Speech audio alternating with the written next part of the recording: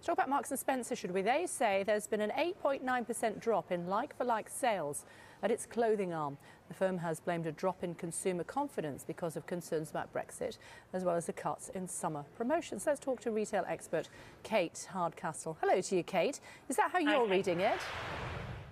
I'm afraid this is a pretty challenging situation for Marks & Spencer's, and I don't believe that Steve Rowe or any of his team members are putting enough in place soon enough to change consumer habits. And therefore, what's going to happen is the rest of retailers, if they haven't already, overtake Marks & Spencer's completely in non-food, and you will start to see Marks & Spencer's become a food store or stores with a non-food offer. See, I mean, I used to shop at M&S all the time. I don't now because they don't sell what I want to buy.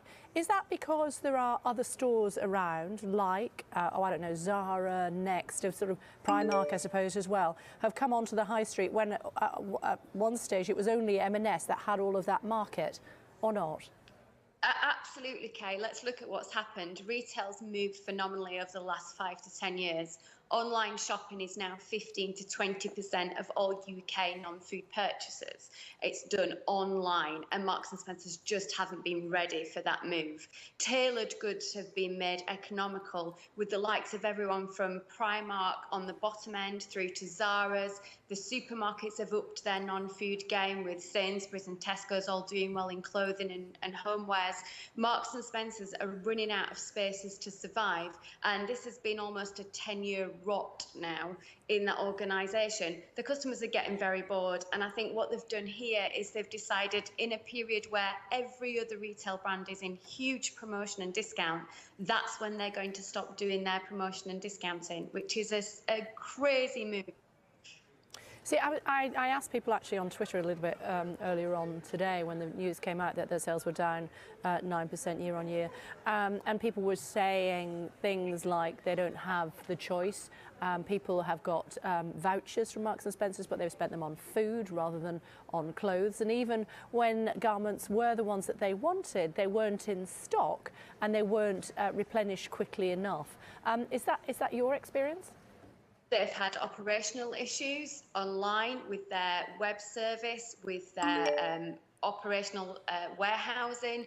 They've had stock issues. They've gone down, I feel, dead ends of roads where they've taken on celebrities who perhaps aren't aligned to the brand, don't fit the core customer, and use them on lingerie and fashion campaigns. For instance, the recent Alex Chung campaign, I just don't think was right for the core customer.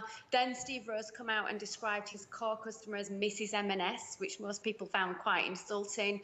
They don't have great products at great quality at a good price. The food has been a huge success. It's grown year on year until very recently. But I think even there, the food innovation is very much leading the way, and many companies are now catching up with that. So, you know, what do they stand for? Who are they in the marketplace? Retail is so cutthroat now. It's not going to be easy a couple of years ahead, and I am genuinely worried for that non-food offer. I just don't think it can survive in its current format. And if the change takes much longer, the customer's just going to be not interested anymore. We've been saying this for a while, though, haven't we, Kate? We've been talking about the demise of Marks & Spencer's for quite a long time, on TV and in newspapers as well. I mean, do you really think it will be the death toll for Marks & Spencer's unless they pull their socks up? Or the knickers, perhaps? They are simply brilliant at food, and I think one thing they've grown and succeeded with are things like the service stations, train station branches, the Simply Food offering, the food hall. I mean, I think they've put a foot wrong there with the weather once again. I don't know how the weather takes them by surprise. We don't get good summers here in the UK, and their food cabinets are full of barbecue food. Maybe they were being optimistic, but the wrong time to do it.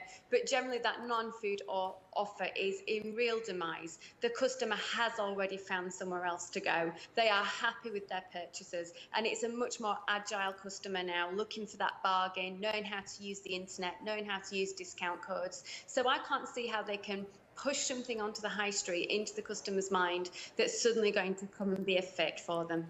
OK, it's great to talk to you. Thank you very much indeed. Thank you. Thank you.